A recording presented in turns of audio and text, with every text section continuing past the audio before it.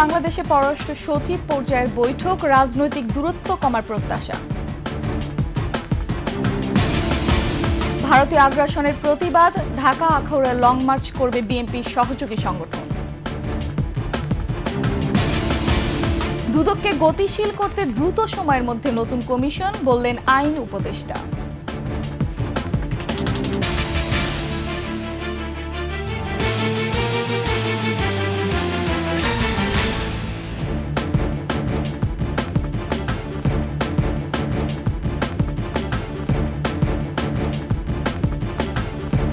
শুনছিলেন সংবাদ শিরোনাম। আমন্ত্রণ দুপুরে 21 সংবাদে, সাথে আছি আমি ফারহান আলুপা। দর্শক, 21 টেলিভিশনের সংবাদ একসাথে সরাসরি দেখতে পাবেন আমাদের ফেসবুক পেজ www.facebook.com/2124 অনলাইনে। এছাড়া সাবস্ক্রাইব করতে পারেন www.youtube.com/@21etv চ্যানেলে। বাংলাদেশ ও ভারতের চলমান উত্তেজনার মধ্যেই দুদেশের পররাষ্ট্র সচিব পর্যায়ের বৈঠক চলছে। সকাল 11টায় রাষ্ট্রীয় অতিথি ভবন পদ্মায় ভারতের পররাষ্ট্র সচিব বিক্রম মিস্ত্রি ও বাংলাদেশের পররাষ্ট্র সচিব জসিম উদ্দিনের মধ্যে দ্বিপক্ষীয় এই বৈঠক শুরু হয়। বৈঠকে উভয় পক্ষ রাজনৈতিক দূরত্ব কমানোর বিষয়ে প্রাধান্য দিতে পারেন বলে ধারণা করা হচ্ছে। এছাড়া ভারতে বসে সাবেক প্রধানমন্ত্রী শেখ হাসিনার রাজনৈতিক কার্যক্রম বন্ধ, ভারতীয় গণমাধ্যমের বাংলাদেশ বিরোধী অপপ্রচার প্রতিরোধ এবং ভিসার জট খোলার বিষয়ে গুরুত্ব দেওয়া হবে। একই সঙ্গে দিল্লি সম্পর্ক স্বাভাবিক করে তোলার পাশাপাশি সংখ্যালঘুদের স্বার্থ এবং তাদের নিরাপত্তা নিশ্চিত করার আর্জির বিষয়টিও আলোচনার হওয়া সম্ভব হয়েছে।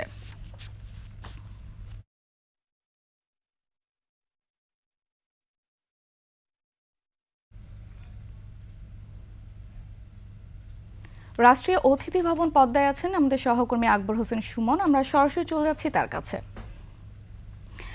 আকবর, আমরা তো জানি যে দুদেশের পররাষ্ট্র সচিবদের মধ্যে বৈঠক চলছে, তো এই বিষয়ে আসলে আপনার কাছে কি তথ্য আছে আমাদেরকে জানাবেন। ধন্যবাদ লোপা। আমি এই মুহূর্তে রয়েছি রাষ্ট্রীয় অতিথি ভবন পদ্মার সামনে, যেখানে আপনারা জানেন যে বেলা 11টায় ভারতের পররাষ্ট্র সচিব বিক্রম মিস্ত্রি এবং বাংলাদেশের পররাষ্ট্র সচিব জসিম উদ্দিনের সঙ্গে দ্বিপাক্ষিক বৈঠকটি শুরু হয়েছে। এবং এর আগে আমরা এই বৈঠক সম্পর্কে যে ধরনের কথাবার্তা গণমাধ্যমে এসেছে যে আসলে ভারতের সঙ্গে যে কূটনৈতিক সম্পর্কের অবনতি হয়েছে এবং সাম্প্রতিক 5 আগস্টের পরে যে সরকার পতনের পরে নতুন সরকার গঠন হয়েছে, এই গঠনের পরে যে সমস্ত সম্পর্কের টানাপোড়েন তৈরি হয়েছে এবং ধর্মীয় উত্তেজনা তৈরি হয়েছে, সেই উত্তেজনার পরিপ্রেক্ষিতে দুই দেশের যে একটি পারস্পরিক সম্পর্ক, প্রতিবেশী সুলভ একটি বন্ধুত্বমূলক সম্পর্ক ছিল, সেটিতে আসলে বেশ খানিকটা বিঘ্নিত হয়েছে। এবং এখনও যেটি প্রোপাগান্ডা চালানো হচ্ছে ভারতীয় গণমাধ্যমে এবং বাংলাদেশ সেটি প্রতিবাদ জানিয়েছে রাষ্ট্রীয় পর্যায়ে। তো এই যে বিষয়গুলো নিয়েই মূলত এবারের এই বৈঠকে আলোচনাটা প্রাধান্য পাবে বলে আমরা জানতে পেরেছি। যদিও এই এফওসি প্রতি বছরই অনুষ্ঠিত হয়, এবছর ঢাকায় অনুষ্ঠিত হলে পরের বছর দিল্লিতে অনুষ্ঠিত হবে, এরকম একটি রাষ্ট্রীয় গভর্নমেন্ট অফিসিয়ালস মিটিং এটি প্রতি বছরই হয়। তো এবারের প্রেক্ষাপটটি একটি ভিন্ন, যেহেতু 5 তারিখের পরে সরকার পরিবর্তন হয়েছে এবং নতুন সরকার গঠন হয়েছে, অন্তর্বর্তী সরকার। এটিকে আসলে মেনে নেওয়া বা সমর্থন দেওয়ার বিষয়টি আছে। এবং আপনারা জানেন যে আপনি বলেছেন যে আসলে ভারতে বসে সাবেক প্রধানমন্ত্রী শেখ হাসিনা যে সমস্ত রাজনৈতিক কর্মকাণ্ড পরিচালনা করছেন, সেটির বিষয়ে বিরত থাকার জন্য বাংলাদেশের পক্ষ থেকে আহ্বান জানানো হচ্ছে। যদিও সেটি তিনি বন্ধ করছেন না, এই বিষয়টি নিয়েও আলোচনায় আসবে বলে আশা করা হচ্ছে। তো এখনও পর্যন্ত বৈঠকটি চলছে, এখনও শেষ হয়নি। বৈঠক শেষ না হওয়া পর্যন্ত আসলে ভেতরের আলোচনার মূল বিষয়বস্তু বা আসলে কতদূর অগ্রগতি এলো এই সম্পর্কের টানাপোড়েনের যে ক্ষেত্র তৈরি হয়েছে, সেটি আসলে কতটা সমাধান হয়েছে বা হবে, সেই বিষয়টি আমরা জানতে পারবো বৈঠক শেষ হলে। আমরা জানি যে আসলে ভারতের পররাষ্ট্র সচিব তিনি বাংলাদেশের পররাষ্ট্র উপদেষ্টার সঙ্গেও বৈঠক করবেন বিকেল 3টার পরে, এবং প্রধান উপদেষ্টার সঙ্গে একটি সৌজন্য সাক্ষাৎ শেষে তিনি ঢাকা ত্যাগ করবেন। তো লোপা, আমার কাছে পদ্মার সামনে থেকে এই পররাষ্ট্র সচিব পর্যায়ের বৈঠকের সর্বশেষ ছিল। আপনাকে অসংখ্য ধন্যবাদ। দর্শক, এতক্ষণ আমরা যুক্ত ছিলাম রাষ্ট্রীয় অতিথি ভবন পদ্মায়। 11 ডিসেম্বর ঢাকা থেকে আখাউড়া সীমান্ত অভিমুখে লং মার্চের ডাক দিয়েছে যুবদল, ছাত্রদল ও স্বেচ্ছাসেবক দল। বাংলাদেশের পতাকা অবমাননা ও হাই কমিশনে হামলার প্রতিবাদে জরুরি সংবাদ সম্মেলন করে এ ঘোষণা দেন বিএনপির সহযোগী সংগঠন যুবদল, ছাত্রদল ও স্বেচ্ছাসেবক দলের নেতাকর্মীরা। এ সময় যুবদল সভাপতি আব্দুল মোনায়েম মুন্না বলেন, শেখ হাসিনার পতন মেনে নিতে না পেরে ভারত সরকার ও তাদের গণমাধ্যম প্রতিনিয়ত বাংলাদেশের বিরুদ্ধে ষড়যন্ত্র করছে।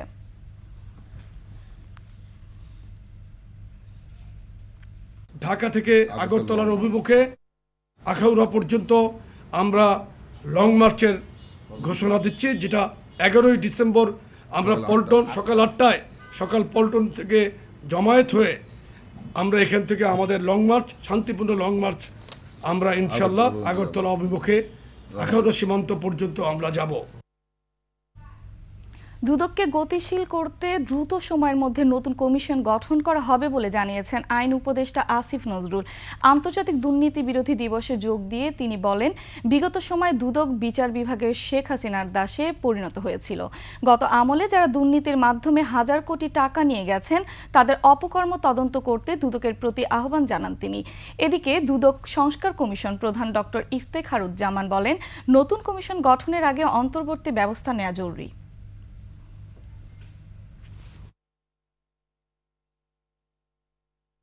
অন্তত পক্ষে একটা ব্যবস্থা, অন্তর্বর্তীকালীন ব্যবস্থা গ্রহণ করা দরকার, যার মধ্যে দুদককে ন্যূনতম অপারেশনাল জায়গায় নিয়ে যাওয়া যায়।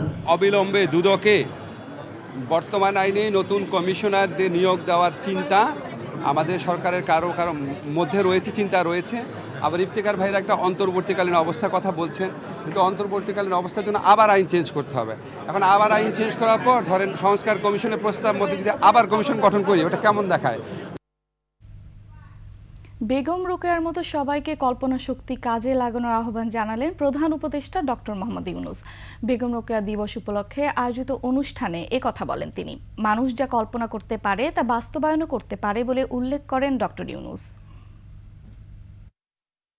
তার কল্পনা শক্তি আমাকে অবাক করে,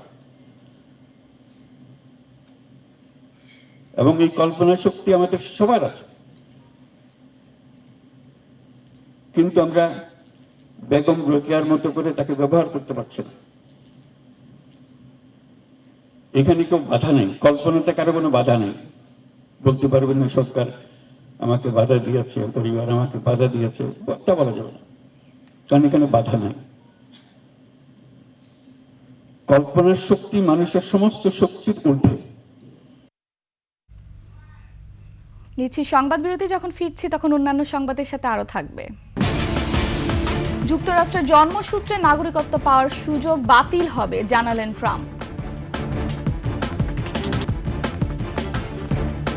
আবার আমন্ত্রণ 21 সংবাদে।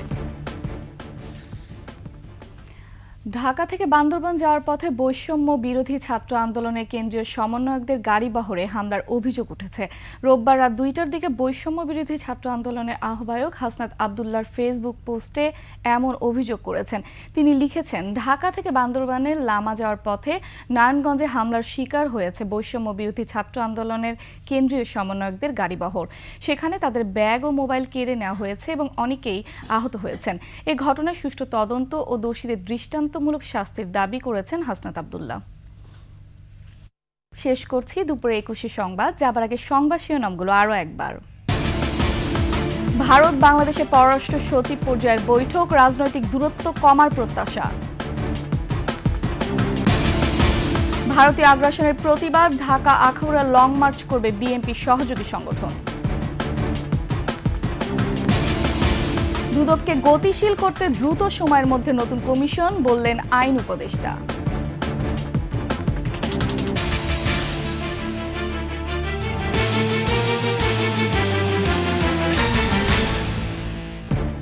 দর্শক, সর্বশেষ সংবাদ জানতে ডায়াল করুন 2021 নাম্বার আর ভিজিট করুন 21-tv.com ওয়েবসাইটে।